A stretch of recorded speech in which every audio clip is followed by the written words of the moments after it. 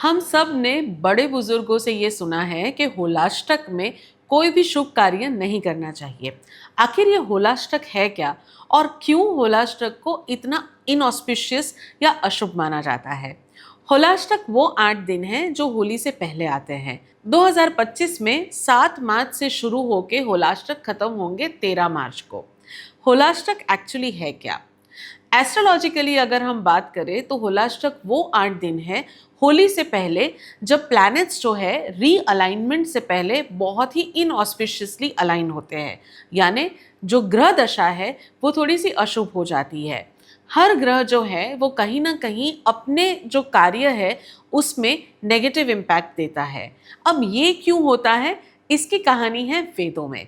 ये वो 8 दिन हैं जब हिरण्यकश्यप ने प्रहलाद पे इतने अत्याचार किए थे कि वो बहुत ज्यादा दुख में थे। उन्हीं के दुख को देखकर कहा जाता है कि विष्णु भी उनके साथ विलाप करते थे। ये 8 ऐसे दिन हैं जहाँ पे रोज हर दिन विष्णु जी जो है वो बहुत ज्यादा क्रोधित होते थे और उनको बहुत दुख हो रहा था कि उनके परम भक्त पे इतने सारे अत्याचार किए जा रहे हैं। क्योंकि विष्णु विलाप कर रहे थे इसीलिए लक्ष्मी भी खुश नहीं थी। पालनहार करता धरता इस सृष्टि के जब दुखी हो तो देवता किस तरह से सुखी हो सकते हैं। और इसीलिए स्वर्ग लोक के हर एक देव विष्णु जी के इस विलाप में शामिल होकर वो खुद भी बहुत दुखी हो रहे थे। ये दुख उनका खत्म हुआ था होलिका दहन के अगले दिन, जब विष्णु जी ने स्वयं आकर प्रहलाद को बचाया था।